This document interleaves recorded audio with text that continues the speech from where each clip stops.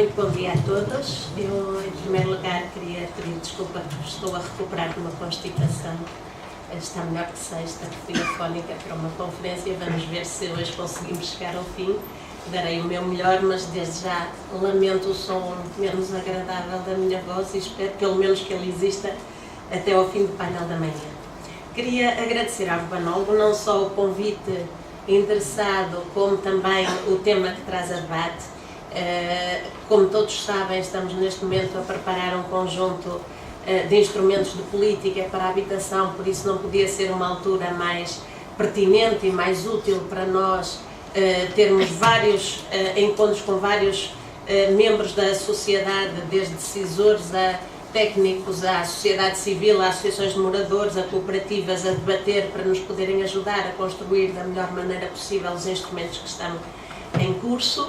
E queria desde já cumprimentar não só todos os elementos da mesa, como os próximos oradores, desculpando-me ter de sair às 11h15 para outro compromisso, mas o meu gabinete estará presente até ao fim, porque temos de facto todo o interesse nos temas que serão tratados aqui hoje. Em relação ao documento do qual viram a capa atrás, eu estou a ver na audiência várias caras que já vi noutros encontros que nós fizemos sobre este tema. Este, de facto, foi um documento que nós lançamos a 4 de outubro, entrou em discussão pública a 6 de outubro, se não estou em erro, e esteve até o dia 16 de dezembro. Nesse âmbito fizemos um conjunto muito alargado de sessões de divulgação, dinamização da consulta pública e de debate, razão pela qual não era isso que eu vinha aqui fazer hoje. Eu vinha tentar um pouco dar o ponto de situação depois deste processo de consulta pública e tentar trazer algumas novidades, porque de facto várias pessoas aqui ultimamente têm-me ouvido a falar bastante e corro o risco de parecer que estou sempre a dizer a mesma coisa, dada a proximidade de encontros que se têm dado sobre o tema, o que só é bom. Ou seja, do nosso ponto de vista, este relançamento do interesse e dos debates e dos encontros sobre política de habitação reflete, de facto, não só a importância que este tema tem na sociedade atualmente, como também um sentimento de que se está a acontecer alguma coisa e de vontade de contribuir, de vontade de fazer ouvir as várias vozes para que os vários pontos de vista sejam integrados. O documento que viram atrás, vou só para quem eventualmente não tenha estado presente nos outros encontros ou não tenha lido, já que ele é público, assenta a missão da nova geração de políticas de habitação em 2 pilares. Um deles podemos quase simplificá-lo dizendo que é tornar real o direito à habitação constitucionalmente garantido, ou seja, garantir que todos têm direito a uma habitação adequada, mesmo aqueles que não têm rendimentos suficientes para o alcançar por si próprios por via do mercado. E um segundo pilar que se centra em tornar a reabilitação a regra da intervenção, tanto ao nível dos edifícios como dos espaços urbanos. Eu vou-me centrar no primeiro pilar, que ao nível de objetivos se traduz em 3 objetivos. O primeiro objetivo, que é o que nós podemos dizer que está mais próximo das políticas de habitação que ouvimos falar até agora, nem de todas, mas da maioria, está mais próximo essencialmente do que está na cabeça das pessoas, de como sendo a política social de habitação, que é dar resposta às famílias mais carenciadas, dar uma solução habitacional a todos aqueles que estão em situação de grave carência habitacional e de situação habitacional indigna. Neste primeiro objetivo, nós estamos a trabalhar peço desculpa, em 2 instrumentos, que já irei referir mais em detalhe daqui a pouco, mas é um objetivo que se centra, digamos, no que seriam os mais vulneráveis. E tentando ligar um pouco com o que foi a intervenção anterior ao nível da dicotomia promoção pública, promoção privada, eu queria aqui referir que nesta nova geração de políticas de habitação nós não temos uma dicotomia, nós tentamos mobilizar ambas. Ou seja, temos instrumentos especificamente direcionados para apoiar promoção pública, mas que não inviabilizam que essa promoção seja, que haja promoção por outras vias, nomeadamente pelos próprios moradores, nomeadamente por cooperativas, por autoconstrução ou por IPSS. E temos também, muito no objetivo 2, que é dar resposta à situação habitacional de todos aqueles que, tendo rendimentos intermédios, hoje em dia já não conseguem aceder a uma habitação adequada por via do mercado, dada a evolução que tivemos no próprio mercado habitacional, em que mobilizamos essencialmente para este segundo objetivo incentivos à participação dos privados, sem prejuízo de termos fortíssimos instrumentos de oferta pública também, nomeadamente o Fundo Nacional de Reabilitação do Edificado, que é um instrumento que foi criado para mobilizar o património devoluto e disponível do Estado e das outras entidades públicas, bem como do terceiro setor, para disponibilizar para este segmento. Temos um outro objetivo ligado com esta questão, que é um pouco dar resposta ao que nós achamos que faltou dar das políticas de habitação anteriores, que é, muitas vezes nós demos a casa, mas demos só isso. E o que resulta daí é que raramente uma família muito carenciada precisa só de habitação. Eu conheço poucos casos, para não dizer nenhum, de famílias que estejam em grave carência habitacional e que tenham um bom emprego, uma boa integração social e económica, boas redes familiares, boa qualificação. Eu com isto quero dizer que quando estamos numa situação de grave carência habitacional, normalmente há uma série de outras falhas estruturais que estão presentes e que é necessário dar uma resposta conjunta e articulada. E muitas vezes os programas de política anteriores, que foram referidos anteriormente, nomeadamente por razões que também foram aqui referidas, monofuncionalidade, afastamento do território urbano,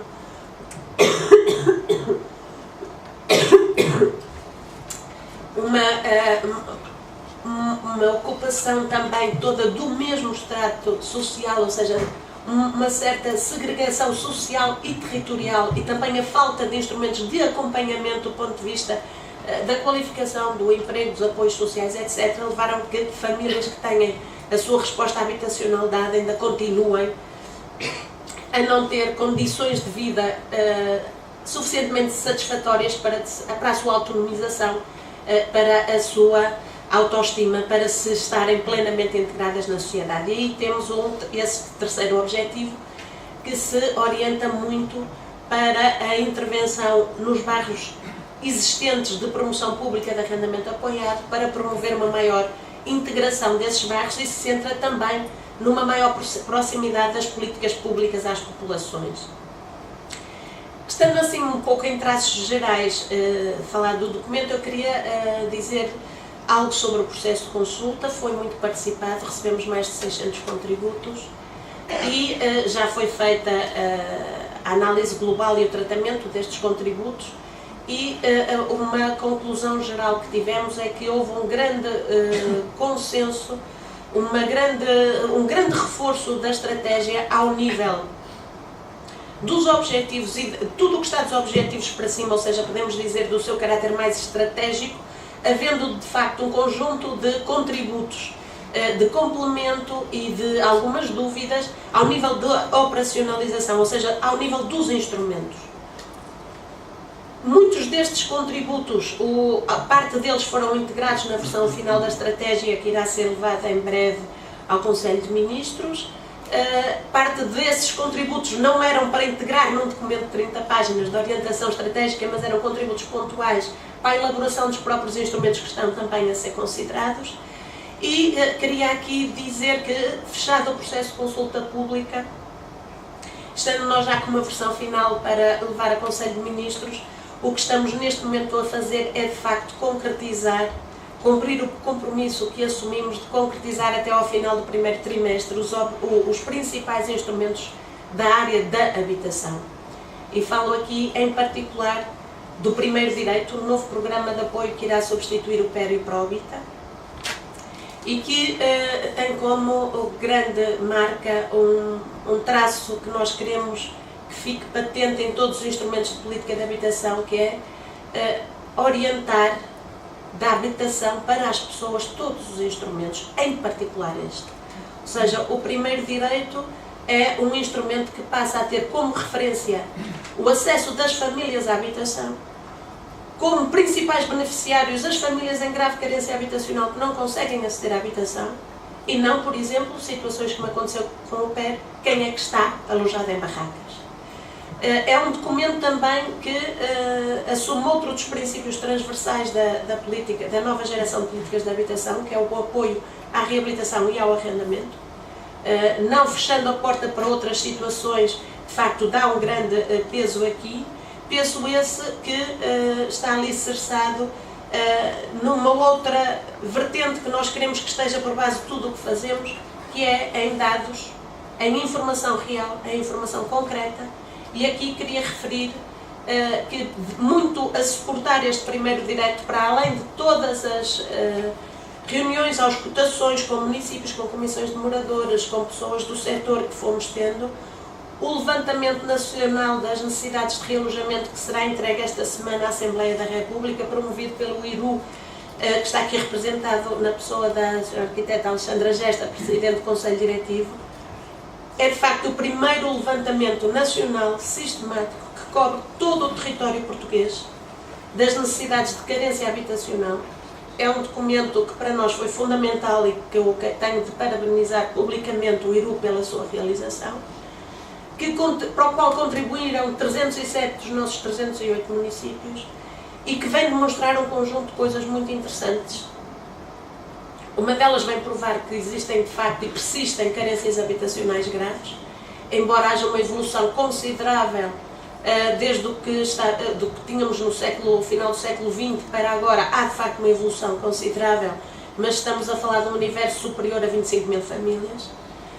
As áreas metropolitanas, embora tenham reduzido muito quantitativamente as suas carências, continuam a representar 74% destas carências em conjunto, mais 50% na área metropolitana de Lisboa. Vem também demonstrar que há uma diferença e uma especificidade territorial nestas carências habitacionais muito grande.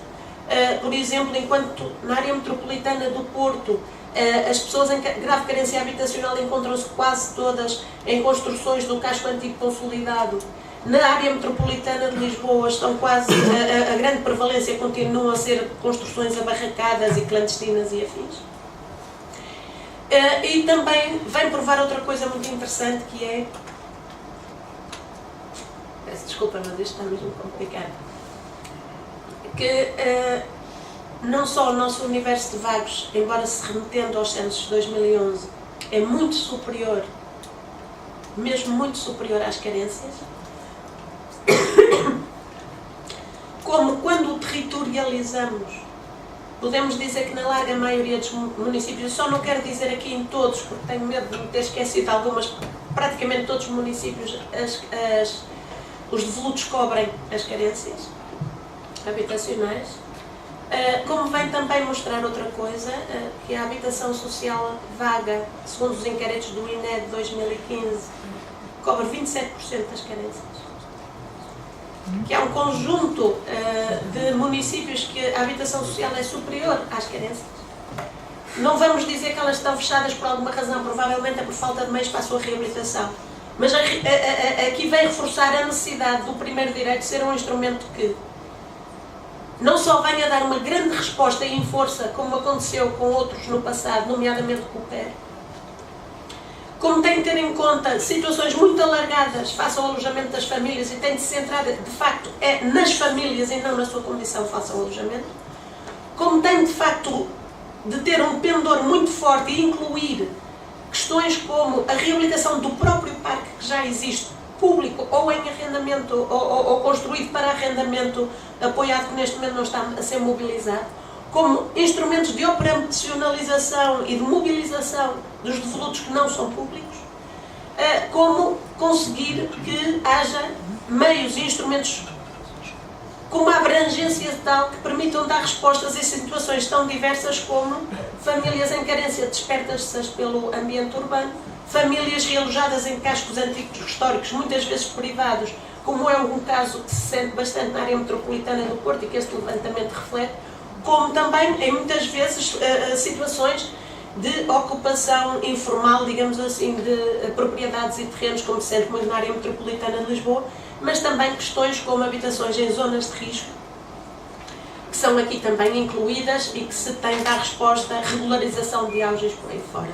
E é aqui que estamos a trabalhar. Queria também dizer que, pondo a nossa grande esforço, digamos assim, de orçamento de Estado no âmbito da resolução das carências habitacionais mais graves, simplificando muito, a nossa aposta está a ser o que é fundo perdido é para arrendamento apoiado, mobilizemos os outros instrumentos para as outras formas de promoção habitacional, nomeadamente os outros instrumentos, estou a falar desde incentivos fiscais, a apoios ao investimento, que podem ser fortíssimos e ter muita potência para crescer ao que é a capacidade pública de resposta, mas estamos a graduação dos apoios, os tipos dos apoios estão a ser orientados diretamente à função social que cada intervenção terá, e não, nem sequer ao tipo de intervenção. Ou seja, se é para arrendamento apoiado, tem mais força de apoio, incluindo com participação a fundo perdido. Estamos a falar para uma situação para arrendamento acessível, que é o programa que mais tem sido mediático, mas nem por isso é para o que nós consideramos o mais importante, é outro.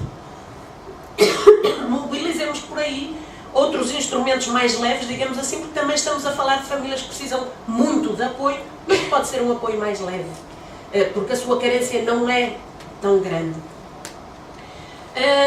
Passando um pouco, porque já devo estar a queimar o tempo, para o arrendamento acessível, queremos dizer que também está a ser preparado para o final do primeiro trimestre e que este é um programa que se centra, de facto, na concessão de incentivos para que, acrescendo à oferta pública, tanto para os mais carenciados como para arrendamento acessível por via do Fundo Nacional de Reabilitação do Edificado, possamos mobilizar também o setor privado para oferecer habitações no regime de arrendamento com rendas mais baixas. E aqui o que estamos a trabalhar também tem por base a informação. Duas informações de base muito importantes. Vai passar a ser divulgado regularmente de conhecimento público a mediana de preço por metro quadrado de arrendamento. No caso em que haja mais arrendamento, como áreas metropolitanas de Lisboa e do Porto, ao nível da freguesia, noutras situações que há menos arrendamento ao nível do município, para todos sabermos de facto o que é que está a acontecer no mercado. Só isso é um bom instrumento de regulação. Mas apuramos, por exemplo, dados como a taxa de incumprimento no arrendamento, que toda a gente refere que é um negócio de risco. E tenho aqui o grato prazer de informar que este grande negócio de risco tem uma taxa de incumprimento abaixo dos 0,5%. O que quer dizer que é 10 vezes inferior à taxa de incumprimento das hipotecas para compra de casa. Que a grande celeridade que se pede na justiça, e que eu sublinho que a justiça só é justa se for célere, mas que a percepção que nós temos tem um descolamento muito grande da realidade, porque entre a entrada de um processo por incumprimento por falta de rendas e a decisão, seja em tribunal, seja no Balcão Nacional de Arrendamento, que a diferença não é grande, está neste momento abaixo do meio ano, abaixo dos 6 meses. E então queria dizer que o que estamos a trabalhar, mesmo assim, porque as percepções são o que vale quando se fala de negócios, estamos a trabalhar num instrumento que promove a segurança no arrendamento e cobre as situações de incumprimento para os proprietários, mas também de danos no imóvel, e também cobre quebras fortuitas e inesperadas de arrendamento por parte dos inquilinos e os dispensa de fiador e de caução, para dar maiores garantias aos privados, que é um negócio de grande segurança, independentemente dele já o ser. E reparem que a maior causa de incumprimento na hipoteca são os divórcios, não são quebras de rendimentos, o que, mais uma vez, joga a favor do arrendamento. Porque hoje em dia a estrutura familiar e a dinâmica familiar não se compadece com soluções extremamente rígidas de ocupação de uma habitação, como é a compra de casa. E estamos também a apostar no aumento da rendibilidade, e esse aumento é por via da aferição de um valor de referência para o arrendamento que tenha em conta o valor de mercado que o INE irá passar a disponibilizar regularmente, mas não só, também as características do imóvel, e isentando de qualquer tributação sobre rendimento quem colocar o seu imóvel neste programa 20% abaixo do valor de referência de arrendamento. Também estamos a trabalhar em taxas liberatórias diferenciadas para o arrendamento de longa duração, tentando assim que, aumentando a rendibilidade e a segurança, possamos incentivar os privados a juntarem-se a este esforço que tem de ser, na nossa opinião, um esforço conjunto entre Estado, municípios, comissões de moradores, cooperativas, setor privado, empresas, proprietários, avaliadores imobiliários, que também vão trabalhar connosco, espero eu, neste processo, mediadores, todos os agentes do mercado, para conseguirmos dar resposta ao que podemos chamar uma crise habitacional nova. Para isso precisamos também de uma nova geração de políticas. Muito obrigada, desculpem pelo tempo.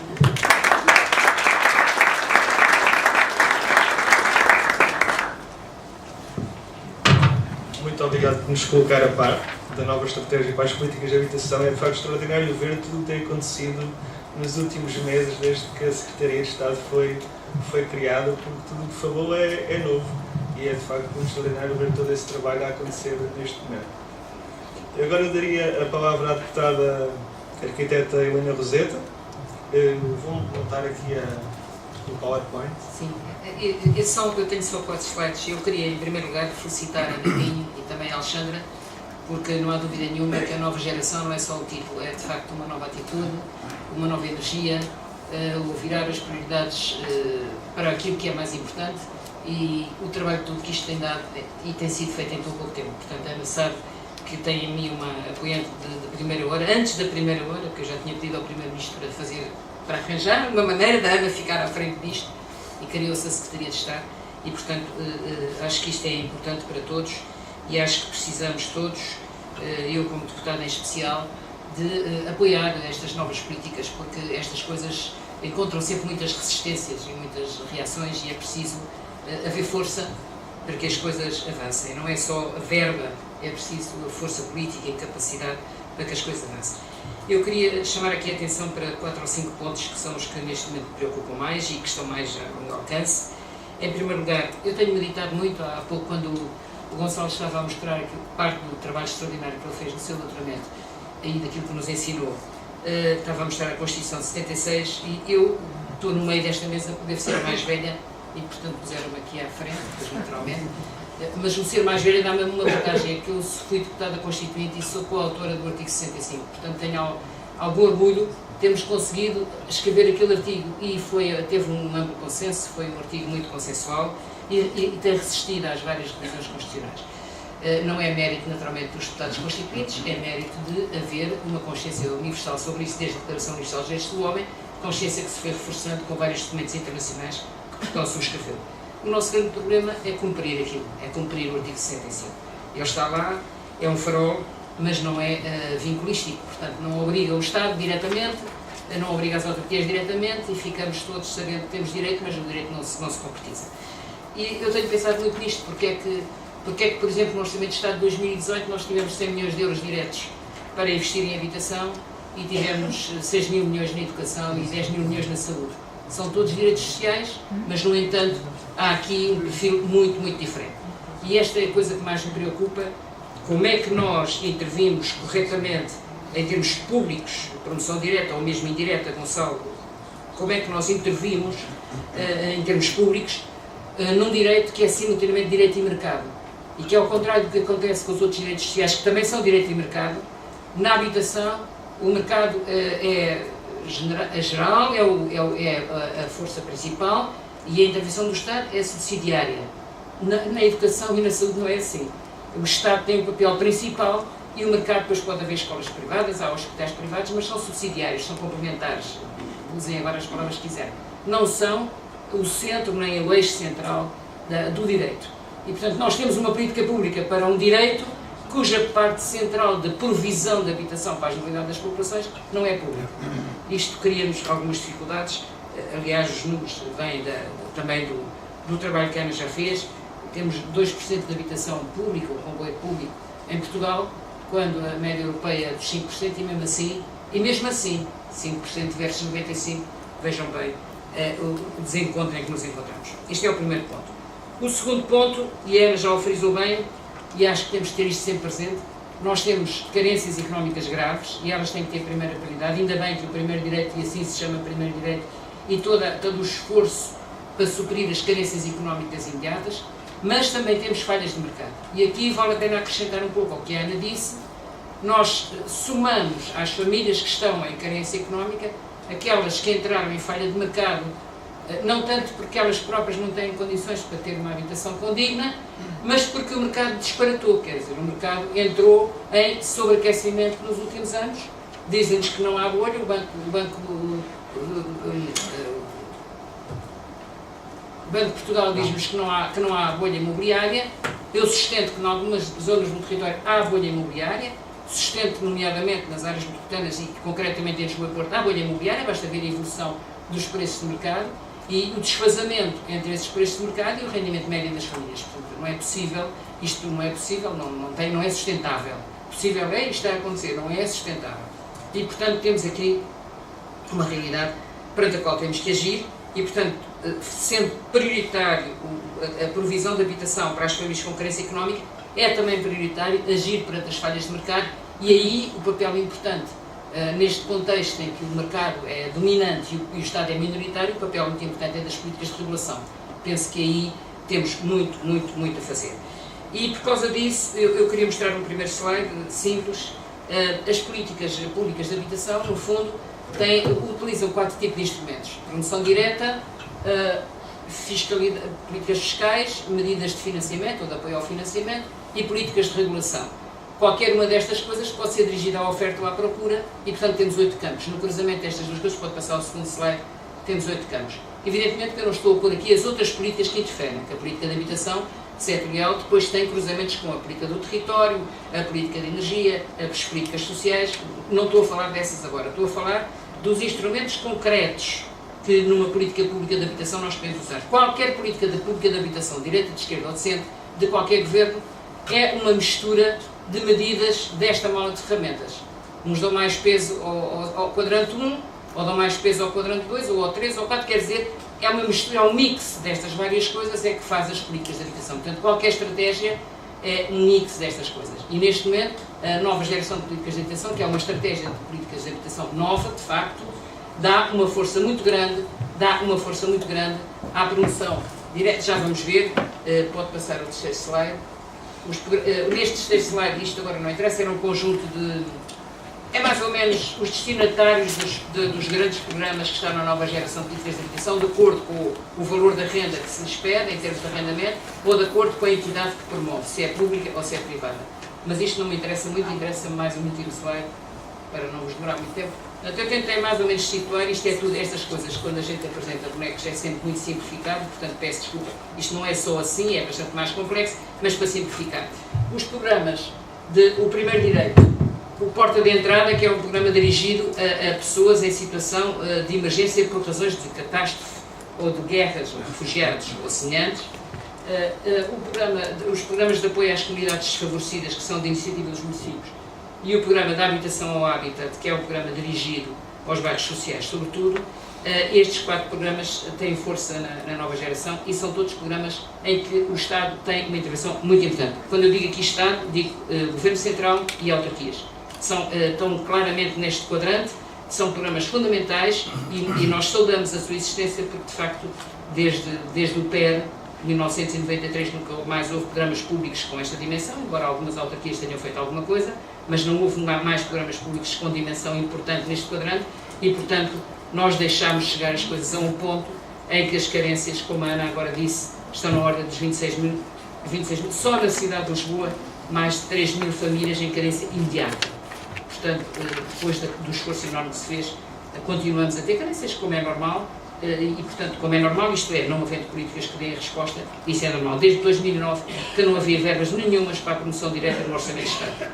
Portanto, tivemos quase 10 anos sem olhar para este quadrante e sem dar qualquer suporte financeiro. Os resultados estão à vista.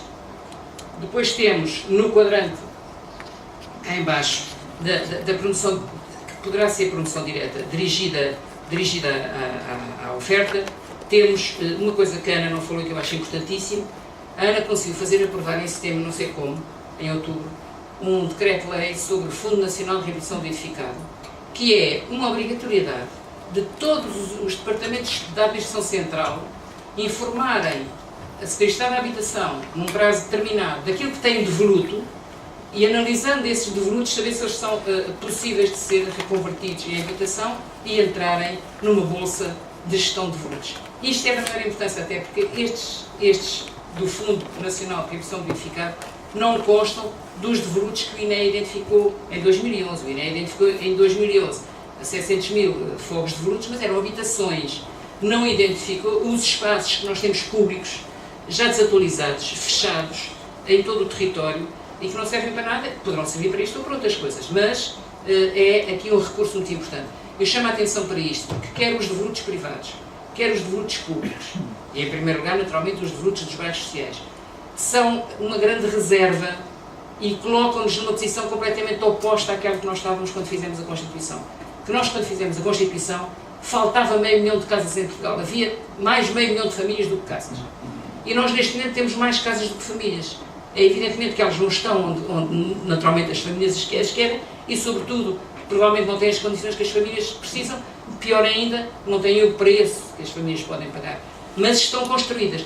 E é muito importante termos a consciência disto, estes números serem postos cá fora e trabalharmos estes números, quer à escala nacional, quer à escala local, por uma razão muito simples. Eu ouço constantemente, sobretudo o setor da construção, e nomeadamente os meus amigos da BEMIP e da Federação da CPCI, da Construção Imobiliária, a dizer que é preciso construir mais e que as autarquias têm que mudar os planos diretores e têm que arranjar mais terreno para construirmos mais, quando nós, neste momento, o que nós precisamos é de olhar para aquilo que temos e sermos capazes de reabilitar, reconverter. Há coisas que têm que ser abatidas, também não se fala disto. Há habitações que têm que ser abatidas, ponto. Não têm condições para ser reabilitadas, nem tudo é reabilitável. Ou porque estão em sítios impossíveis, ou porque a qualidade é tão má, que não faz sentido, estamos no século XXI, não faz sentido termos também uma perspectiva de tudo é reabilitável, nem tudo é. Mas o que significa é que se não é reabilitado, tem que ser abatido, e se tem que ser abatido, o estoque disponível diminui, e este número não aparece. Por exemplo, só para vos dar um exemplo, em Lisboa temos 1000 habitações que são para deitar abaixo, para ser substituídas por novas, já não são 1000, são um bocadinho menos. No bairro Padre Cruz e no bairro da Boa Vista, daqueles bairros iniciais provisórios, foram feitas umas habitações que não têm condição, mas estão habitadas. E, portanto, há 1000 habitações que são consideradas habitações, mas que têm que ser abatidas, portanto, é preciso serem substituídas por habitação nova. Eu termino este ponto e passava já imediatamente, na mala de ferramentas, eu não vou desenvolver o resto, mas dizer-vos que, naturalmente, temos ali assim, no financiamento dirigido à procura, o Porta 65 Jovem, no financiamento dirigido à oferta, temos vários programas importantes, nomeadamente o Reabilitar para Arrendar, o Casa Eficiente e o IFRU 2020, que é um dos mais importantes programas em termos de financiamento da reabilitação urbana. Na regulação, dentro da nova geração de políticas de habitação, temos os indicadores que eu ponho tanto para a oferta como para a procura, porque é muito importante que o INE nos diga qual é o valor de referência de arrendamento e de compra e venda, uma vez que os valores com que nós trabalhamos são os valores das promotoras da produção imobiliária. Todos os portais, todos os valores, todas as notícias que se constroem sobre a evolução do preço das casas não são a informação pública, é a informação privada e é feita a partir dos anúncios e depois dos portais que as imobiliárias fazem. Resultado, estão empolados aqueles valores. Acontece que a autoridade tributária tem o registro das rendas e tem o valor das vendas. E, portanto, nós temos informação pública oficial que agora o INE, e em boa hora a Ana pôs o INE a fazer este trabalho, para nos dar valores, pelo menos valores que são valores reais. Muitas vezes uma coisa é o que se põe no anúncio, outra coisa é o que depois fica no contrato. E, portanto, isto é muito importante. Eu ia passar imediatamente para a questão seguinte, estou quase a terminar, dizendo-vos, portanto, do meu ponto de vista, esta área da regulação, quer da oferta, quer da procura, é uma área essencial. E o que é que significa aqui a regulação? Significa legislação, E, portanto, eu como deputado, esta é a área em que eu tenho que trabalhar. Não tem custos diretos para o Governo, pode ter muitos custos para as pessoas se falhar, e pode ter muitos custos para as pessoas se for errada, e pode ter muitos benefícios se for certa. É uma área fundamental. É uma área... Nós fizemos também, o Grupo Parlamentar do Partido Socialista fez também um debate bastante alargado da nova geração de políticas de habitação, através de um inquérito que fizemos online. Recebemos 2.000 respostas ao inquérito, o que foi uma coisa inédita. Os deputados não costumam fazer este tipo de trabalho. E essas respostas tinham uma parte aberta em que as pessoas se pronunciavam, precisamente dando sugestões, ou criticando, ou dizendo vão trabalhar, como alguns disseram, mas faz parte, a gente quando abre a discussão, temos que ouvir o que as pessoas têm para dizer. Aliás, o que lá está não é vão trabalhar, é vaiam trabalhar. Eu gostava de saber se vocês são mulheres do Norte, vaiam trabalhar, é assim que se diz? Mas é o que está a ser. Foi com V ou com B? Vaiam. Até deve ser da beira. É de algum sítio. Isto é um desculpem. Mas dizer-vos só que as políticas de população são extremamente importantes. Foi de tudo aquilo que nós recebemos, dos contributos que recebemos, dos tais 2.000 respostas ao inquérito, das quais 400 comentários livres, em que as pessoas escreveram o que quiseram. Desses 400 comentários livres, mais de 50% pedem medidas de regulação. Portanto, já há uma consciência clara das pessoas que o mercado está a bombar e que não é possível, que a gente não aguenta. E havia muita gente a fazer essa queixa e, portanto, há aqui um apelo muito forte às políticas de regulação. Temos que as cruzar com todo este esforço que está a ser feito na promoção direta e do novo papel do Estado, mais ativo e mais proativo nesta matéria, mas nas políticas de regulação é muito importante. Só para vos dizer quais são as prioridades legislativas neste momento.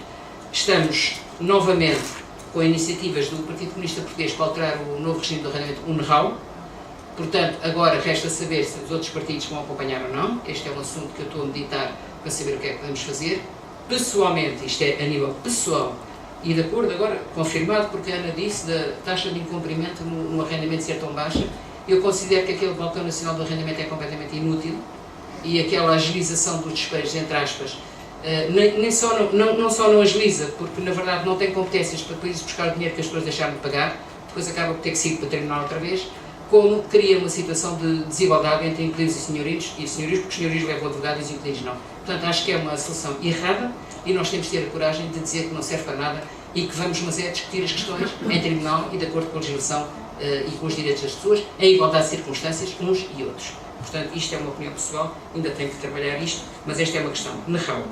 Outra questão que é importante em termos de legislação é a questão de definirmos, e provavelmente isso pode ser feito no NRAU ou não, definirmos o que é arrendamento acessível.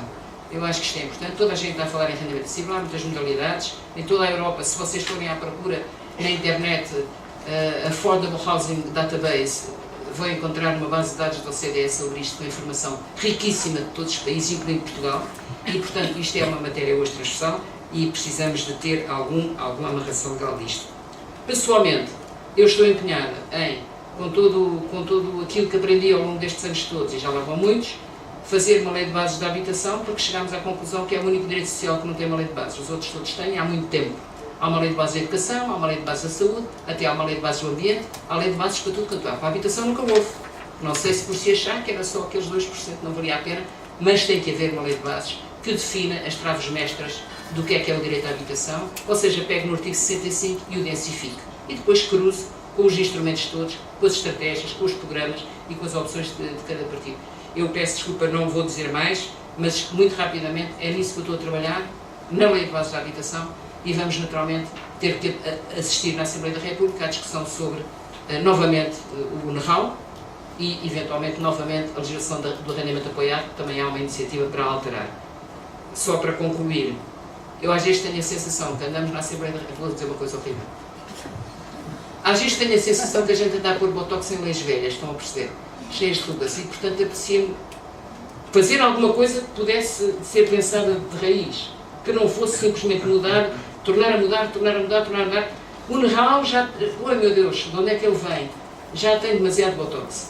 E portanto, se calhar, uma lei de bases podia dar aqui um enquadramento mais contemporâneo e compatível com a Constituição, e depois então o NRAU teria que obedecer ao que fosse a lei de bases. É o que eu penso, mas se calhar não vou conseguir. De qualquer maneira, é nisto que estou empenhado. Muito obrigado.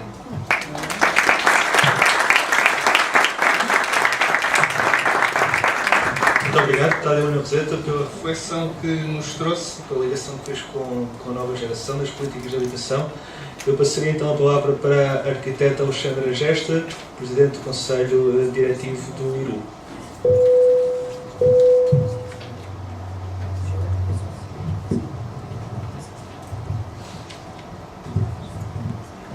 Bom dia, muito obrigada a todos, aos que convidam e aos que vêm. Eu, depois do que foi dito aqui, não sei bem o que vos diga, nem o que vos conto, mas há uma coisa que eu gostaria de dizer, porque não vi ali explícito da primeira conferência, digamos assim, intervenção de fundo que foi feita, e porque a mim me toca particularmente, e onde eu confirmei a minha vocação de arquiteta pública, de missão pública, queria falar-vos do Sol, que eu aos 17 anos comecei a trabalhar no Sol, em São Pedro da Cova, e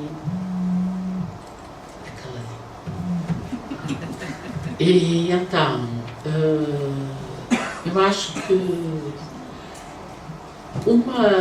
uma conversa séria, não é uma exposição, uma conversa séria sobre as razões do Sol, a essência do mesmo e porque é que ele terminou, contribuiria bastante para nós nos apercebermos de que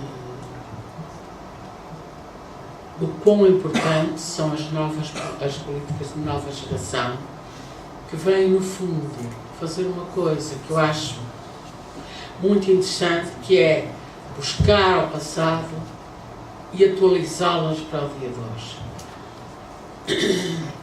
Estas políticas, quanto a mim, têm com que eu me identifico, a geração de novas políticas de habitação, ou a nova geração de políticas de habitação, não sei, não é igual. Tem uma coisa que eu acho muito importante, que é clarificam a responsabilidade pública e privada. Que eu penso, tanto quanto estudei, foi a razão pela qual nasceu a política. O poder político, o poder público nasceu exatamente para regular o mercado e tratar daquilo que eram os equipamentos da comunidade em que estávamos. Estou a falar aqui há muitos milhões de anos. Portanto,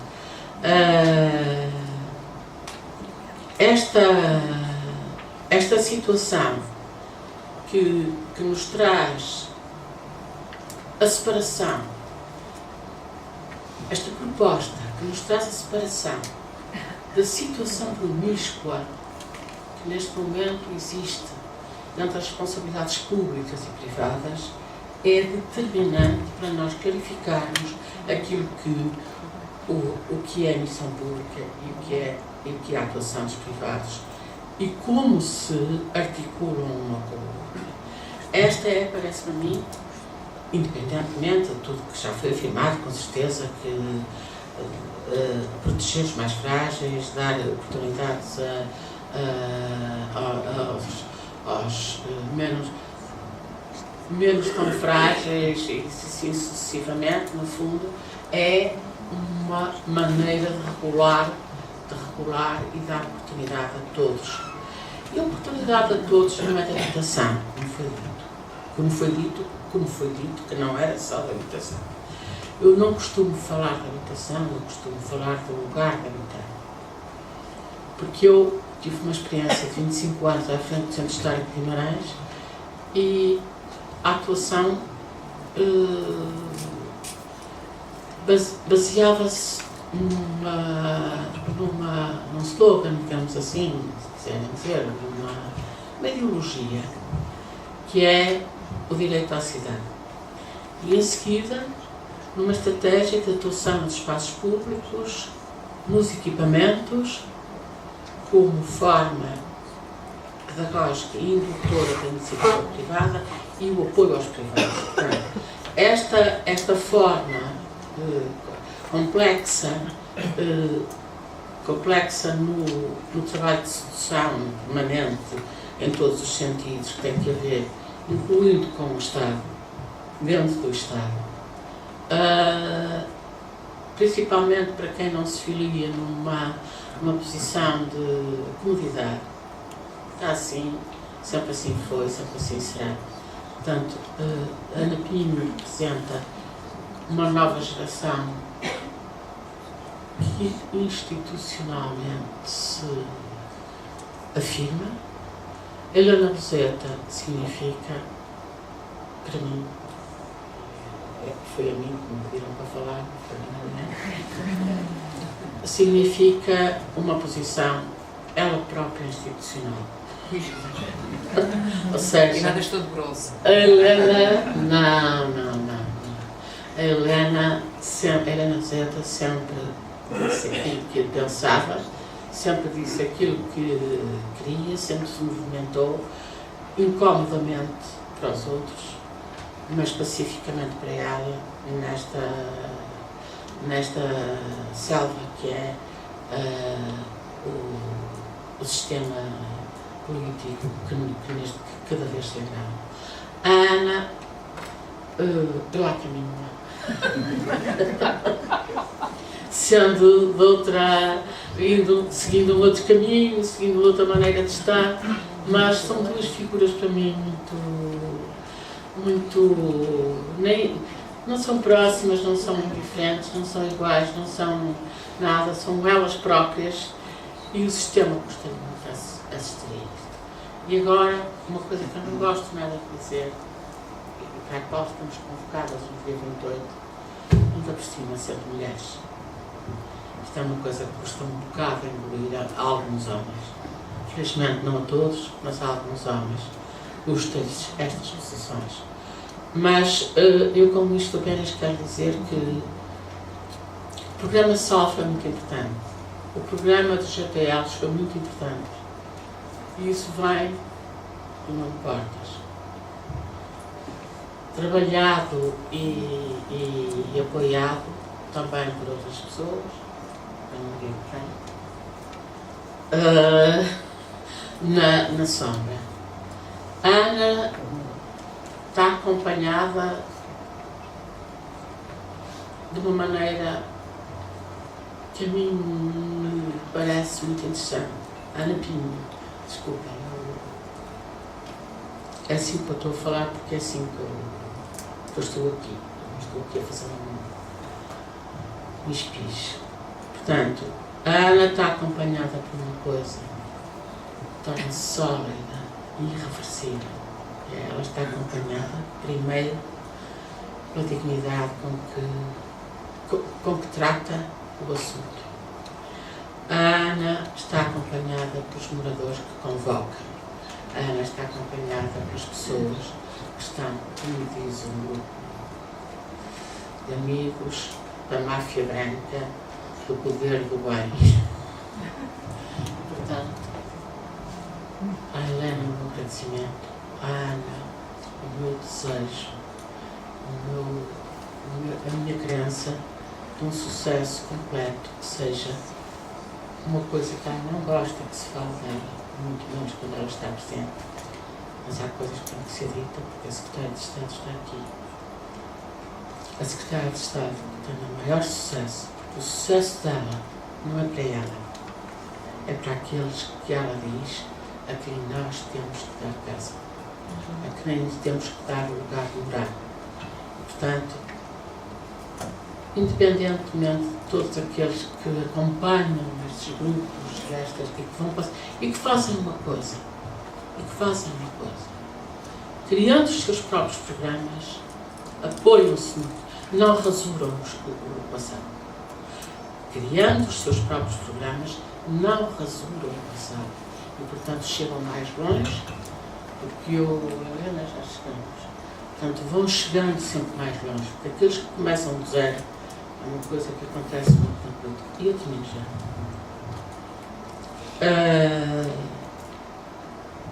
Quando se sentam na cadeira de poder, aquele é o primeiro dia do resto do mundo. Sérgio Godinho serve muito para estas políticas de habitação, ele sempre cantou um pouco. E, portanto, para eles começam do zero. E começar do zero não chegam, o outro eventualmente chegou já há mais tempo. Esta maneira esta metodologia de trabalho, esta ideologia de atuação é. Ela me passou-me a mim, eu passei à Ana, a Ana passa aos seguintes e assim sucessivamente. E não somos ninguém, somos apenas ponte entre o outro e a escuridão do que vai. Obrigada, bem-aja.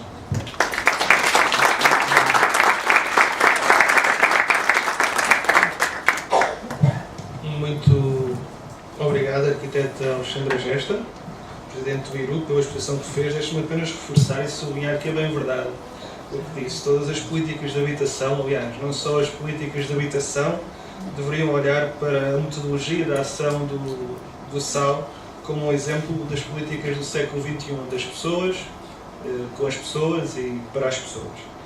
Eu vou agora dar a palavra ao vereador da Habitação da Câmara Municipal do Porto, o Dr. Fernando Paulo Sousa. Muito bom dia a todas e a todos. Começo por agradecer ao Manuel o convite que me foi formulado para participar nesta conferência em representação da Câmara Municipal do Porto. Felicito a organização e todos aqueles que, com o seu saber e competência, valorizam e qualificam esta iniciativa.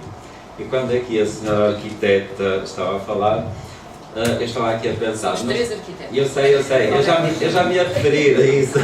Já me ia dizer, não sei se foi um atrevimento ou uma ousadia, de facto, responder afirmativamente ao convite, porque de facto tenho aqui, estou a participar num painel com três distintas arquitetas que eu conheço. A arquiteta Helena Roseta eu conheço há muitos anos, embora ela não me conheça, mas tenho seguido aquele que é o seu percurso e aquele que é o seu trabalho, e é de facto uma pessoa que eu admiro pela persistência, pela abnegação, mas sobretudo pelo espírito que tem entregue. É hoje de facto uma personalidade que tem que ser considerada sempre que se fala em políticas de habitação, portanto é uma honra estar aqui consigo a participar neste painel.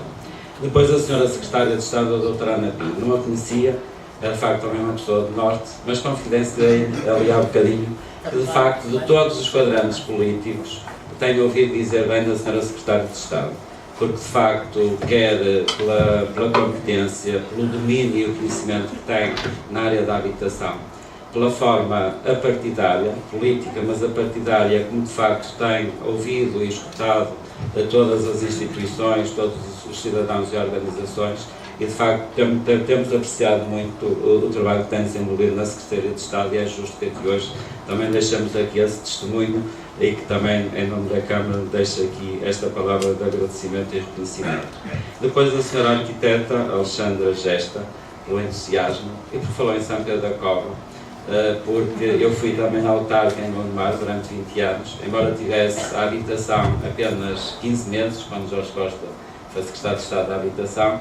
Eu sucedi na pasta, mas tive muito pouco tempo na habitação, e por isso é que eu diria que também é um atrevimento, porque estou na Câmara de Porto com a habitação há 3 meses, e portanto estou a iniciar funções, e julgo que sempre que estamos em conjunto eu costumo dizer que damos e recebemos.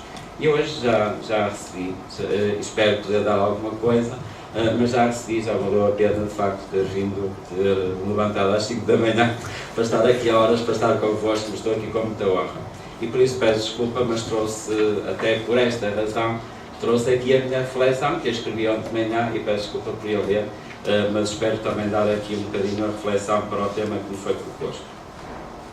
E a habitação é um bem essencial à vida das pessoas, já foi dito, e um direito fundamental constitucionalmente consagrado. Porém, hoje ainda persistem problemas de natureza estrutural, nomeadamente em termos de acesso à habitação por parte da população, equilíbrio entre os vários segmentos de ofertas habitacionais e na funcionalidade global do sistema e na qualificação do edificado e coesão socio-territorial. Assim se pode ler, e bem, na nota de abertura do documento apresentado recentemente pelo Governo sobre as novas políticas de habitação. A Câmara Municipal do Porto orgulha-se de ter, nos últimos decénios, apostado numa política de habitação social coerente, ainda que evolutiva, tentando responder às carências existentes na cidade. Fiel num primeiro tempo em parceria com o Estado Central, tendo feito nos últimos anos sem qualquer participação relevante do Governo, aliás a Sra. Arquiteta, a Sra. Deputada já aqui referiu. Temos, pois, investido no parque habitacional detido pelo município de Porto, constituído por 13.000 fogos sociais, de habitação social, onde residem cerca de 30.000 pessoas. Continuaremos a dar prioridade a uma política de grandes intervenções nos bairros existentes, investindo nomeadamente no conforto e na eficiência energética, a par da manutenção preventiva para evitar a degradação severa. Apesar do investimento efetivo de cerca de 53 milhões nos últimos 4 anos e dos 22 milhões de euros previstos para este ano, torna-se fundamental que o Estado volte a criar linhas de financiamento que apoiem a grande obra de reabilitação e venha a financiar o investimento de substituição de algumas habitações cujo tempo de vida ou inadequabilidade já estão ultrapassados. Aliás, também gostei muito de ouvir a Sra. Deputada Helena Luzeta falar, de facto, muitas vezes não se fala, mas há de facto blocos habitacionais que estão completamente ultrapassados e que têm de ser substituídos. Mas queremos investir mais noutras áreas, nomeadamente no espaço público dos bairros. Aliás, a Sra. Presidente do Conselho Diretivo do IRU falou, e bem, muitas vezes quando falamos em políticas de habitação, falamos exclusivamente do edificado. E de facto nós queremos investir, mesmo no Porto, apesar de todo o trabalho que tem sido feito, sentimos que é necessário investirmos mais no espaço público dos bairros, requalificando e integrando no espaço de cidade, numa maior envolvência das associações de moradores existentes, na sensibilização dos inquilinos municipais para as boas práticas, na concepção de novas residências mais adequadas aos cidadãos séniores, que pretendemos que possam ter maior conforto e possam viver por um período tão longo quanto possível com autonomia. Queremos desenvolver mais programas sociais de apoio às pessoas, combater alguma delinquência, ser firme no combate à utilização das habitações para o tráfico de droga. Queremos humanizar ainda mais os bairros sociais e as condições de vida dos moradores. Consideramos por isso fundamental que o Estado se associe a este esforço, não financiando tudo isto, mas financiando, porventura, a construção de residências assistidas para pessoas idosas. De tudo aquilo que eu falei, nós entendemos que, de facto, em alguma nova edificabilidade, se pudesse ser financiado estas residências assistidas para idosos, nós libertaríamos alguns dos fogos sociais para nova procura e iríamos também adequar e adaptar novas respostas para esta população idosa. Há, de facto, hoje também outros problemas que se vão colocando.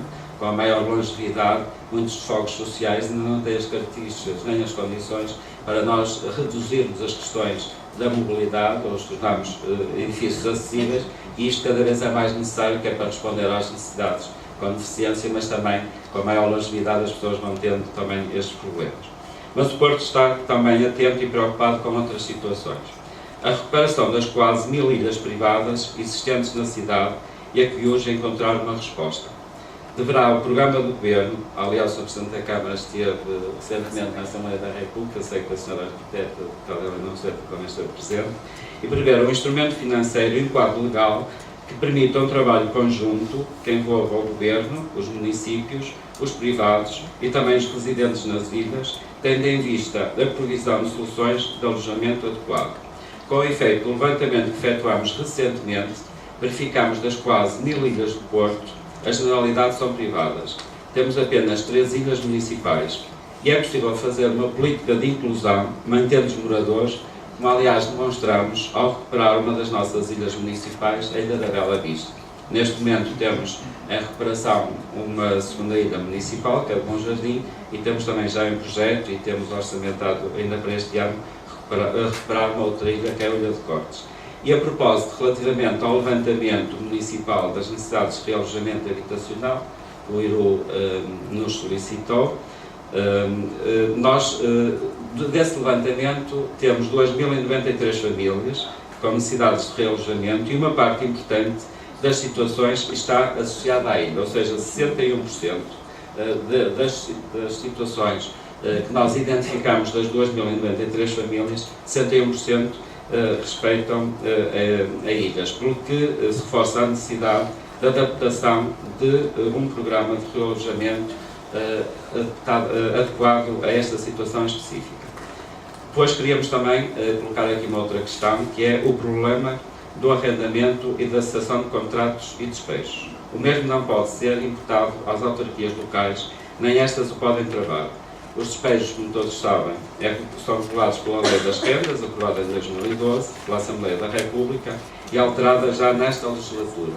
Consideramos que é necessário que a mesma seja alterada na defesa daqueles que menos voz têm e que se veem confrontados com a falta de meios financeiros para encontrar a alternativa.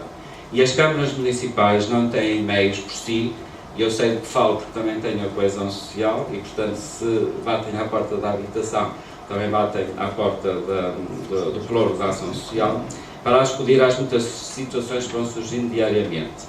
E a Segurança Social também não tem instrumentos capazes, apesar do esforço que faz.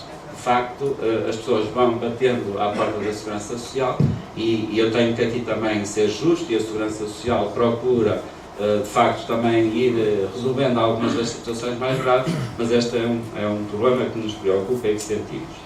Por outro lado, também, não sei se são estes os termos corretos, mas também sentimos mesmo no Porto que é fundamental criar um instrumento financeiro que apoie os conjuntos habitacionais não públicos, nomeadamente os adquiridos a custos controlados, para a grande obra de requalificação, pois uma boa maioria das famílias, claro que sim, não tem condições de o fazer.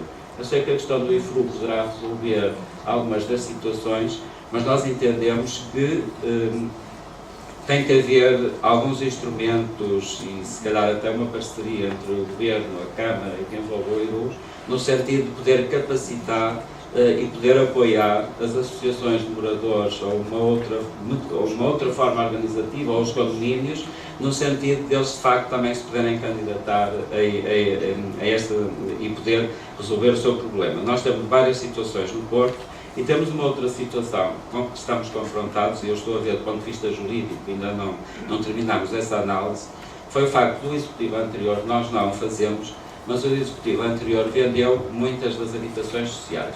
Nós neste momento não estamos a fazer, até estamos a equacionar algumas situações de recuperar. Mas isto coloca problemas aqui que nos parecem um bocadinho complicados mesmo do ponto de vista legal.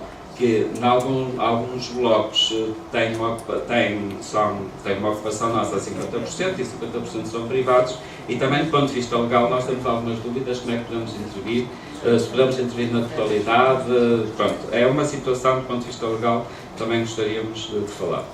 Temos também de falar na falha do mercado de habitação disponível, a um preço que seja compatível com o rendimento das famílias, que dificilmente podem pagar, como aqui também já hoje foi dito, pela sua casa, mais de 25% do seu orçamento líquido e que procuram na habitação social uma solução para esta equação. Deve, pois, o Governo desenvolver políticas que suprimam as carências existentes. E qualquer que seja a política de habitação que venha a adotar, ela não pode deixar, complementarmente a outras medidas adequadas à classe média, continuar a apostar na habitação social para os mais desfavorecidos. Mas não vemos o papel das autarquias quanto à habitação apenas e só numa perspectiva de habitação social ou sequer municipal. Vemos o tema como imperativo das políticas públicas para que o Estado, seja ele central ou local, consiga participar de uma forma direta na promoção da habitação nas suas mais diversas dimensões, que não apenas na sua forma social. Isto é, que possam os responsáveis políticos, com as suas decisões e medidas, combinadas em políticas, intervir no mercado do arrendamento para a classe média, de forma direta ou indireta, e não se limita às antigas políticas de habitação social, como aliás está preconizado no novo documento. Ou seja, é necessário, além de um Estado subsidiário, provocar o mercado exatamente onde ele tem falhado, na disponibilização de habitação para a classe média. Esta intervenção, e vivemos, porventura, esta contradição, porque até há disponível, não é? Os vistos há um estoque de habitação disponível, temos de facto ver como é que o podemos colocar ao serviço das famílias. Esta intervenção no mercado pode ser municipal, mas não deve ser apenas municipal. precisa de um quadro legal amigo da autonomia local que lhe dê capacidade de intervir ao nível dos incentivos fiscais necessários e na edificabilidade. O objetivo último de uma política de habitação para a classe média, conforme tem vindo a ser defendida pelo Governo e pela generalidade das forças políticas, aponta para um conjunto de medidas que permitirão, a médio prazo, resolver a atual falha de mercado. Ou seja, permitirão que seja disponibilizada a habitação a preço controlado e acessível. A ser assim, é desejável, achamos, que essa nova oferta contribua para uma maior rotatividade no estoque de habitação social disponível, permitindo que aquelas famílias que atingem rendimentos compatíveis possam e devam recorrer a essa nova habitação a preços controlados, libertando casas de habitação social para aquelas que mais dela necessitam. O mercado pode ser incentivado a preencher a falha existente. E sobre isso entendemos que o Governo deve ter uma palavra a dizer. O Governo, e muito particularmente a Sra. Secretária de Estado, tem vindo a promover um amplo debate no âmbito da apresentação e discussão pública do novo programa do Governo para as políticas de habitação. Saudamos o esforço e o mérito da iniciativa e a forma como tem procurado envolver as autarquias e todas as entidades públicas e privadas e todos os cidadãos a darem o seu contributo.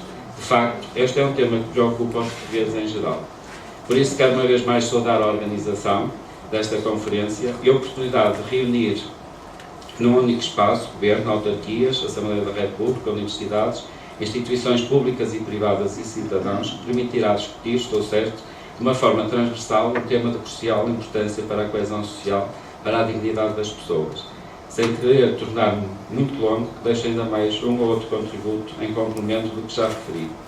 A resolução do Conselho de Ministros coloca um grande ênfase na reabilitação urbana, atribuindo-lhe um enorme peso no processo de disponibilização da habitação nas cidades no futuro próximo. Entendemos bem a preocupação do Governo, mas não consideramos que uma política pública de habitação deva excluir a promoção de nova construção. Se queremos realmente intervir no mercado e estimular os privados a participarem num processo em que o preço não exclui a classe média, é fundamental considerar a alteração de alguns paradigmas, nomeadamente o da densificação e o da nova construção. Uma nova política de habitação pode estimular a reabilitação, mas não deve pôr de parte a nova construção. Sugerimos que, porventura, a reabilitação possa ser majorada, por exemplo, em 25%, para haver maior estímulo, mas que possa permitir também a construção, nomeadamente, por exemplo, para as residências partilhadas para idosos, como já referi. Um outro ponto, deveremos refletir sobre a forma que nos apresenta a segmentação dos regimes de rendas que pretende instituir. Renda apoiada, condicionada, acessível para jovens, etc. Sabemos que quanto mais complexos e segmentados são os regimes, menores são as possibilidades de sucesso. Pensamos, por outro lado, que é imperioso que o sistema divida claramente aquilo que é a intervenção pública na habitação social e o que é a intervenção no mercado de renda controlada. Se os rendimentos são um fator a levar sempre ou quase sempre em conta, então estamos a falar de habitação social e não de uma verdadeira intervenção no mercado de arrendamento.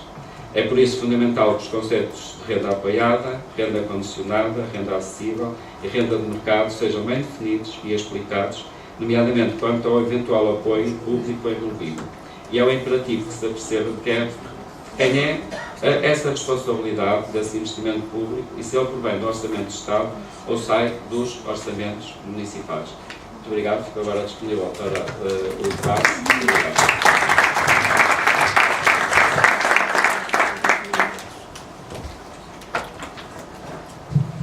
Muito obrigado por nos ter vindo falar sobre os grandes desafios que se apresentam para o poder local na gestão, na conservação e na monitorização de novas situações e da transformação que está a ocorrer neste momento no tecido urbano da cidade do Porto também.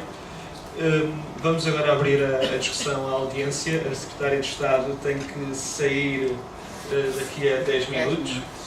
Portanto, se calhar abria a discussão para cerca de 4 ou 5 questões e depois daremos prioridade à Secretária de Estado para responder. Não sei quem é que tem perguntas. Alguma?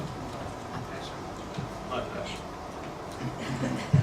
Bom dia, obrigado aos intervenientes pelas intervenções e a Ana Pina já está a rir porque já tivemos muitas conversas. Não, mas eu aqui queria focar sobre a questão que foi a Helena Roseta levantar, a importância da regulação. Eu acho que o tema dos dados seja muito importante, mas é claramente muito longe do que é hoje em dia necessário num contexto de um mercado completamente distorcido por uma economia que não é a economia nacional. Então, eu estimulo a ir um pouco além. É pensar também, eu quero fazer um exemplo, que é uma coisa muito pequena, mas que diz muito depois do acesso. Que, por exemplo, no arrendamento, acabamos de descobrir que no arrendamento praticamente não há incumprimento. Muito bem. Então, talvez é hora de repensar um pouco as regras para facilitar o acesso ao arrendamento, ao contrário. Estou a pensar, por exemplo, na questão do fiador, que parece uma coisa pouco importante, mas que, por exemplo, exclui do mercado de arrendamento legal gente como eu, que sendo um imigrante, não tem ninguém aqui que pode fiar. Eu sou um caso privilegiado, mas há também gente, filhos de pessoas que têm empréstimos, que não podem pedir aos pais de ser fiadores, porque eles têm um empréstimo, ou que eles próprios são fiadores dos pais. Ou seja, são todas coisas que impedem acesso a muitos grupos que talvez não são os mais carenciados, mas que são obrigados a ir para o mercado informal por estas miríades de regras que protegem o mercado que parece não precisar de proteção. É tudo isto. Ok, mais questões? Queiram colocar lá atrás? Sim. May I speak in English? Yeah. Thank you. Sorry. University of Florence, University of Macerata, and you about fintech in Brussels. I'm a visiting scholar at the University of Lisbon. I just arrived yesterday, so. Have a nice day. Yeah. Well, thank you very much for the very interesting, venue. The question is, well, it's quite interesting. How to deal with this issue going out from the crisis and try to restructure, the economy, at the same time trying to rehabilitate, the middle class, and then restructuring as well, let's say the cities, and of course all the let's say real estate situation. Now the point is how to deal with this problem, taking into account the Maastricht Treaty, in which of course is still the 3% and the 60%, and going in the direction of financing with public resources, let's say the renovation and the new houses. As far as I understood, actually, it seems, as far as I understood, it is a socialist government, this one, as far as I understood. And of course, it is more public one, let's say, on the direction towards the public one. How to deal with, let's say, the constraint from the financial point of view. We did some research, some surveys. I am an economist. We did some surveys and research on the Mediterranean countries, that means Greece, Italy, Spain, and Portugal. And there is this problem, that means how to renovate, mainly the main cities, let's say the metropolitan areas, such as Athens, Thessaloniki, Milano, Rome, Madrid, Barcelona, and so on, and of course Lisbon and Porto. But how to deal with the financial situation, because this is the main issue. This doesn't mean that there are not resources, but probably there should be found a kind of compromise between the public and private partnership, I suppose. Therefore, since actually at the end of this month you are going to present the new strategy, it might be interesting to go to give an idea how to deal with this issue. Thank you very much. Mais questões? Alguma? Então eu vou Ok, aqui uma questão. Eu depois também aproveito para colocar uma questão direta aqui à Secretária de Estado. Está bem, então vamos fazer questões diretas para a Secretária de Estado. Existem? Não sei se será pode ser. Sim, penso que sim. Então pode. Bom dia.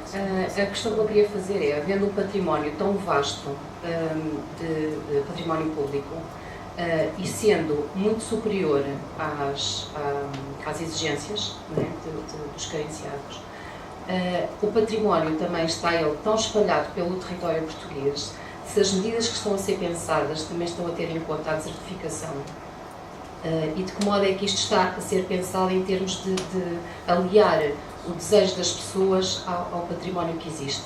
Portanto, a questão é esta. Obrigada. Agora, para fechar a questão lá atrás, pelo menos para fechar aqui...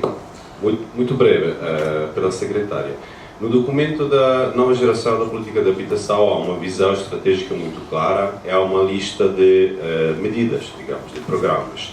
O que não é assim tão evidente é qual é o espaço entre os dois, digamos, qual é o espaço da governança, como é que, também a secretária disse, como é que esta visão vai ser implementada, governada, traduzida em medidas específicas que podem ser da famílias, etc, etc. Obrigado. E qual é um comentário sobre isso? Obrigado. Ok, então, se quiser responder, deixe-me também só lhe perguntar, fez-se o levantamento, a maioria dos conselhos responderam, o que fazer agora com esse levantamento? Eu vou só dizer, eu tenho 3 minutos e eu sou pontual, por isso daqui a 3 minutos saio, eu acabo por não conseguir responder a nada.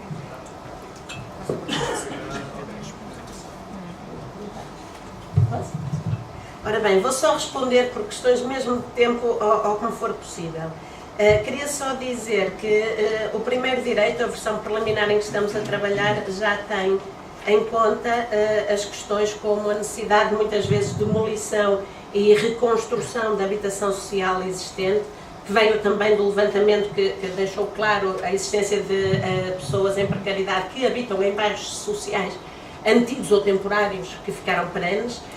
Já tem em conta a majoração de situações como as questões de acessibilidade, sustentabilidade ambiental, também tem em conta as necessidades que nós temos a nível de novas formas de habitar, nomeadamente residências assistidas, habitações de transição ou de autonomização para populações que têm abrigo, esse tipo de habitação, digamos que menos nuclear, mas não ela menos importante para garantir o direito à habitação a todos. Queria referir aqui, porque parece-me que há aqui várias pessoas referiram na questão do regime de arrendamento acessível. Nós não estamos a propor nenhum regime novo de arrendamento. Nós temos um programa de incentivo que tem esse nome, eu já estou arrependida, sinceramente, de o ter, porque acho que está a criar demasiada confusão. Nós temos em Portugal um regime de renda, que é o regime de arrendamento apoiado, que tem por base o rendimento das famílias, que na minha opinião é a única forma de nós garantirmos a acessibilidade, é ter em conta o rendimento das famílias. E nós já temos um regime para isso, que é o regime de renda apoiada. Temos depois, e isto segue exatamente a tradição da Europa, temos um segundo regime, que é o regime de renda condicionada, que é o regime que tem em conta, digamos que o investimento e o valor do próprio imóvel, que é o regime que é mobilizado quando o que é dado é apoio ao investimento. E depois temos o regime de renda de mercado, no qual é no âmbito do NERRAU que o programa de arrendamento acessível se move, não substituindo o NERRAU, os contratos de arrendamento são feitos livremente no âmbito do NERRAU, mas dizendo que só recebem apoio por via deste programa quem cumprir estas condições adicionais, e isso eu posso fazer. Ou seja, não limito renda nenhuma, é de adesão voluntária, mas quem quiser ter apoios do Estado naquele âmbito tem de pôr a renda abaixo de um certo valor. Porque é que eu acho que não deve ser criado um novo regime? Para além da segmentação que já foi dita, a minha profunda convicção é que ter 2 regimes a fazer o mesmo não faz muito sentido. E o regime do arrendamento apoiado é o regime que de facto garante a acessibilidade na habitação, porque é o regime que balanceia quanto a taxa de esforço das famílias com o rendimento das mesmas. E a acessibilidade na habitação está perfeitamente definida, ou seja, não há um preço de renda acessível. Para cada família, o preço acessível varia, por isso o que eu tenho que ter em conta é a taxa de esforço, e tenho um regime geral que me faz isso. Pode não estar perfeito, veremos isso, mas ele existe. Duplicá-lo parece-me que é algo que não trará provento. Queria dizer que também temos em questão as situações de, ou seja, o primeiro direito não é só para a oferta pública, também tem uma vertente de financiamento muito forte, nomeadamente às famílias, às cooperativas, às associações de moradores que queiram, pelos seus próprios meios, autopromover uma solução, e também para a mobilização de proprietários privados, sempre mediado pela autarquia, como é o caso da Ilhas, Augis e outras situações em que estes tenham de ser chamados a intervir. Queria também dizer que temos, mas não para o primeiro trimestre, o pacote da reabilitação, foi o objetivo que eu não falei, onde entram umas coisas ligadas com obras em propriedade horizontal, que foi aqui falado, com os apoios à reabilitação habitacional, com também instrumentos que incentivem a colocação no mercado dos devolutos que não são do Estado. Tudo isto é feito, tudo com base e com respeito pela autonomia local, a nível de fiscalidade, que não lhe tiramos nenhuma, e ao nível da edificabilidade, porque é de facto as autarquias locais que têm os instrumentos de gestão territorial na sua mão. Nem eu posso aí fazer nada. Relativamente à nova construção, de facto não vai ser o centro das políticas públicas, é assumido desde o primeiro direito, é um dos nossos pilares, não a proibimos. Ou seja, há uma diferença muito grande entre o que é que as pessoas podem fazer e onde é que o Estado vai gastar o seu maior esforço de política pública. E tudo o que temos nos indica que o nosso esforço neste momento tem de estar essencialmente pousado no âmbito da reabilitação, mas é como eu digo, não está excluída a construção nova, não sendo de facto a tónica que queremos apontar neste momento. Por fim, em relação ao fiador e outras questões que se falaram aqui de regulação, eu queria só chamar a atenção para uma coisa. Nosso principal problema neste momento é falta de oferta. E toda a promoção que eu consiga mobilizar, e estou já a mobilizar todo o investimento a nível de peso do Orçamento de Estado para esse fim, e todos os imóveis que o Estado tenha adequados para esse fim, não vai chegar para a procura que temos. Eu preciso de garantir que há um ambiente que permita e que incentive nova oferta habitacional para arrendamento. Por razões como essa, eu acho que a solução neste momento não é, perante um desequilíbrio de regulação e, mais uma vez, cair em cima do arrendamento. O que eu tenho de garantir é que há um equilíbrio de regulação entre as atividades que estão a competir e garantir que cubro os problemas que tem o arrendamento, senão eu nunca mais vou ter nova oferta. E aí, em relação a questões como o fiador, eu já referi qual é a resposta que eu acho que deve ser dada. Eu acho que o que deve ser dado é um instrumento de política pública que garanta ambos os lados. Que aqui não há risco. Não há risco nem do inquilino se ele ficar de repente desempregado sem justa causa, ou se um dos membros do agregado familiar deixar de poder oferir rendimentos, e que não há risco do lado do proprietário, que liberta por essa via o inquilino de fiador e caução. Eu acho que tudo o que fizermos neste momento em que está a haver uma sangria na oferta para o arrendamento, vá contra a atração de nova oferta, é absolutamente prejudicial para a habitação, porque eu do outro lado não tenho números suficientes para dar resposta à procura. Por fim, a estratégia já está disponível, já pode consultar e já pode ver as formas como nós estamos a prever graduar os apoios. A desertificação, temos programas para a desertificação previstos, nomeadamente o Chave na Mão, que é um programa que visa a facilitação de mobilidade para o interior, mesmo até quem tem casa própria, ficando a gerir o IRU, essa habitação, e disponibilizando em arrendamento acessível. E, ao nível da governança, a estratégia também tem já explícito que todos os instrumentos serão num sistema de governança multinível. Posso já avançar com o primeiro direito, um dos primeiros princípios que enuncia é o princípio da participação, da cooperação entre os vários níveis de governo, mas também o princípio da participação das comunidades na escolha das suas soluções habitacionais. Peço mesmo imensa desculpa, mas já estou atrasada 5 minutos e não posso, não é minha prática chegar atrasado aos encontros. Obrigada, muito bom dia e espero que continue a correr muito bem.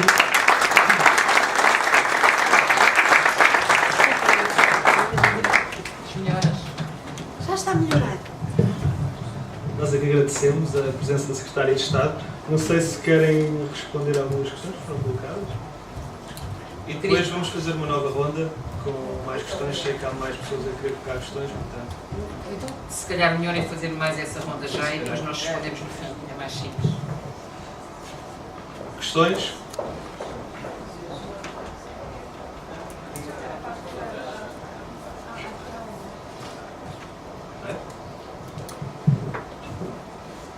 dia a todas e a todos. Obrigado pela vossa exposição.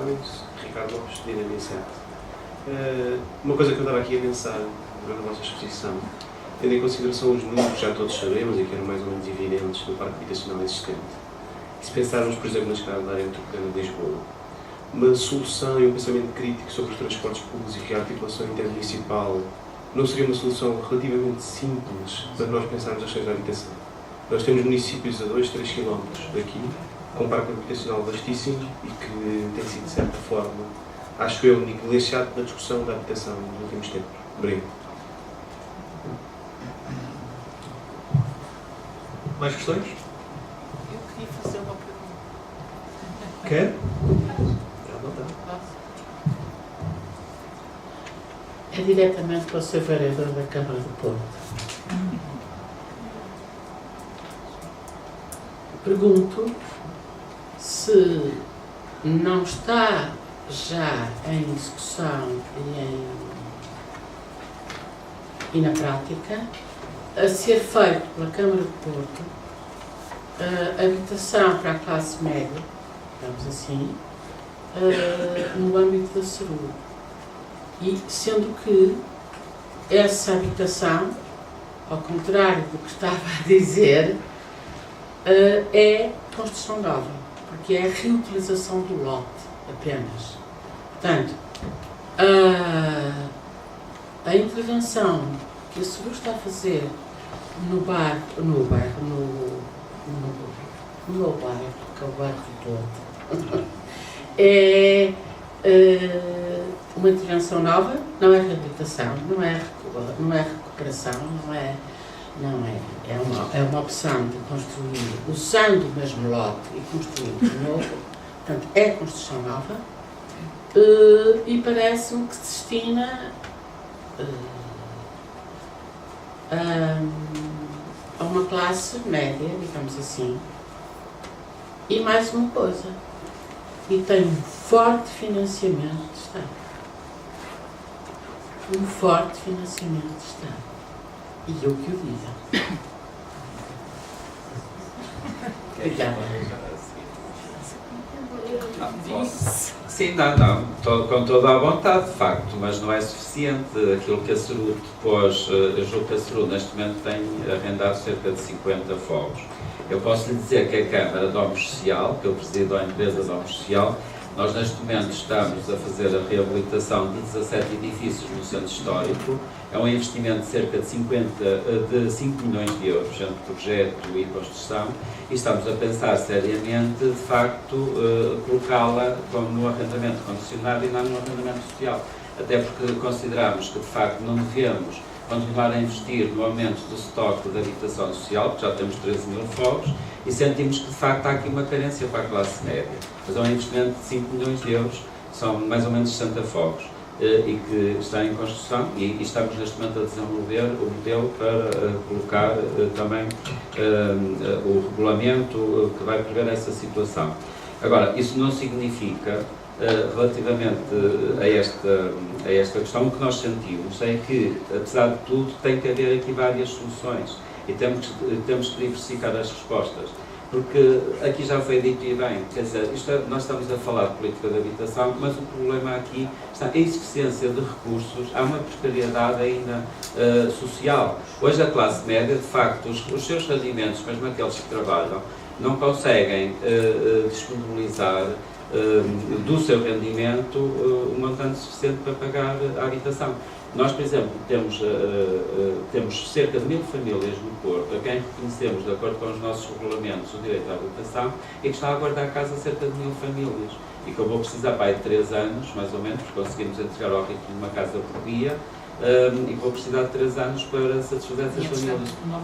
E, entretanto, vão surgindo novas carências. Pronto, este é um problema, de facto, de grande complexidade, não é? E de grande diversidade, mas é verdade. Agora, a SERU é de facto um bom exemplo. Agora, do ponto de vista técnico, há aqui uma situação interessante, porque é verdade que são novos lotes, mas eu julgo que, do ponto de vista técnico, é visto como reabilitação, não é? Sim, é indiferente. Sim, é indiferente. Sim, isto é indiferente. Para o caso, para a discussão, é indiferente, não é? Mas o que é... Agora, aqui a questão é a seguinte, quando eu falo em nova...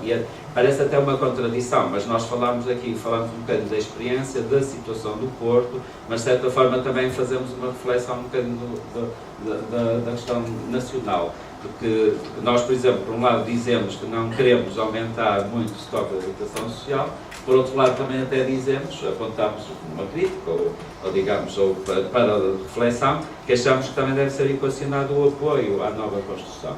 E quando dizemos o apoio à nova construção, não é exclusivamente para aumentar o estoque, a Secretaria de Estado já explicitou, pode ser para substituir, não é? Agora, de facto, temos este problema que é grave e que vai continuar a haver pressão. Esta última intervenção colocou a questão dos transportes. Eu acho que a questão é muito oportuna, não é? E ainda bem que a colocou, mas de facto as cidades como o Porto e Lisboa de facto continuam a ter, são muito um porto de destino e continuam a ser ainda muito atrativas, não é? Por mais que se invista, e quanto mais investirmos no transporte público, elas se calhar ainda mais atrativas são, não sei. De qualquer das maneiras, é verdade, a saúde tem, com dinheiros públicos, e nós queremos continuar a investir mesmo agora com a municipalização. Mas o que não é suficiente, mesmo assim. Queria, muito rapidamente, dar aqui alguns tópicos sobre as perguntas que foram feitas. Relativamente à questão do fiador, eu estou absolutamente convencida que nós podemos substituir a figura do fiador por figuras, como a Secretária de Estado deu a filosofia, mas não deu o nome, figuras como o seguro de renda, ou garantias públicas. Portanto, está-se a trabalhar nisso, a própria Secretaria de Estado está a trabalhar nisso. Havendo um seguro de renda, é uma solução que é positiva para as duas partes, para o senhor e para o inquilino, e fundos de garantia pública também podem substituir-se ao fiador em determinadas circunstâncias. Portanto, são caminhos possíveis. Eu acho que a questão do fiador é não só um obstáculo, como uma coisa obsoleta. Quer dizer, é obsoleto, portanto temos que encontrar outras soluções para isto.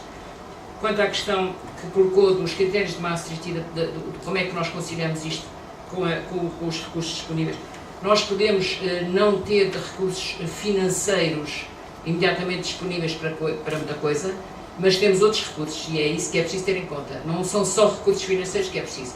Temos recursos físicos, sobretudo de casas existentes que estão vazias, portanto temos muitos recursos físicos.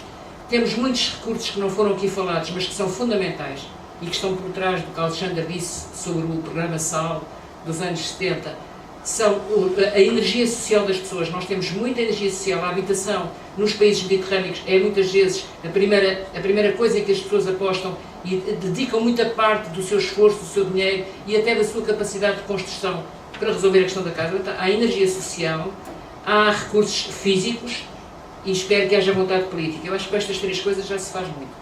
E, portanto, mesmo que não haja tantos recursos financeiros quanto isso, nós temos capacidade de fazer. O meu objetivo aqui não é tanto fazer o ideal, é subir da situação que estamos para algo melhor. Temos uma posição gradualista e incrementalista. Temos que ir fazendo mais com aquilo que temos. E temos recursos que não estamos a utilizar. Nomeadamente a energia social das populações não está a ser utilizada. Os bairros que as pessoas fizeram em autoconstrução, os bairros precários, as alges, não estão a ser requalificados, não há programas para os apoiar. E, portanto, penso que aqui podemos realmente inovar. Inovar não, recuperar o que já se fez no passado, mas recuperar com olhos de agora, do século XXI. Quanto à questão do património público e da desertificação, é uma questão profunda, não é só património público, é também património privado. Este é um problema que agora, o ano passado, com a história dos incêndios, saiu assim à consciência nacional com uma evidência absoluta. Nós temos de ter programas de apoio à habitação no interior, temos de ter programas de apoio à habitação permanente e até à segunda habitação, que faz parte da vida das aldeias. As aldeias não são só as pessoas que lá estão, as aldeias são as pessoas que lá estão, mas as que lá vão passar férias porque têm saudades. Eu costumo dizer que as aldeias é o que lá está, mais as saudades. Portanto, há uma outra maneira de olhar para as aldeias que nós temos que introduzir e conseguir que haja uma ligação mais viva entre as aldeias e os centros urbanos mais próximos, e que isso permita criar melhores condições de habitação nos sítios que têm risco de desertificação. Não é tanto ocupar património que está vazio, mas é criar condições de viabilidade para muitas casas que não estão ocupadas porque as pessoas não estão lá a viver, mas são casas que têm boas condições. Temos que encontrar aqui uma solução inteligente, não sei como, podemos ir para os programas de permuta que a Ana falou, pode haver outras soluções, mas temos que encontrar aqui uma solução inteligente, porque precisamos que essas casas não desapareçam, precisamos que essas casas sejam usadas e precisamos que as famílias que não estão lá porque estão a trabalhar no outro sítio possam ter algum rendimento dessas casas que estão vazias. Temos que encontrar aqui, temos que ser criativos para fazer alguma coisa. Relativamente à questão da governança, eu acho que a Ana já respondeu, e é verdade, portanto não vou desenvolver. Relativamente à questão dos transportes públicos, é evidente que temos que ter uma ligação de uma coisa com a outra. O artigo 65 fala da habitação adequada, mas depois que tem condições de equipamentos, tal, e a questão dos transportes é fundamental. Há uma coisa que ninguém falou aqui, nós temos alguns estoques que estão a desviar recursos do acesso à habitação, não se falou, mas seria um outro debate, nomeadamente o alojamento local, portanto o sucesso do alojamento local está a desviar estoque do arrendamento para outras modalidades. Penso que é uma das razões da diminuição que a Ana falou, temos uma diminuição da oferta de arrendamento urbano, estamos neste momento a ter uma diminuição da oferta, embora haja mais construção e mais reabilitação, portanto há aqui outros conflitos.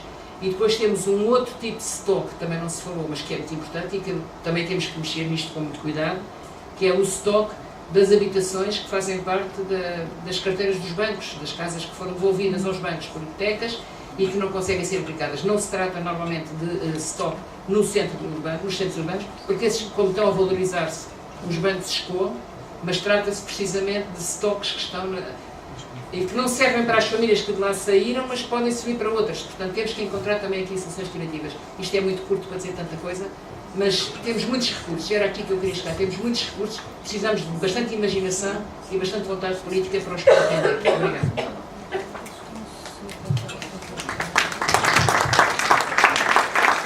Não sei se querem acrescentar mais alguma coisa. Então, sendo assim, eu dou por finalizado o primeiro painel. Agradeço relevadamente terem comparecido e disponibilidade para participar no nosso painel e na nossa conferência. Temos agora um coffee break de 15 minutos e, portanto, às 11h45 estamos aqui de volta para o segundo painel sobre as questões contemporâneas.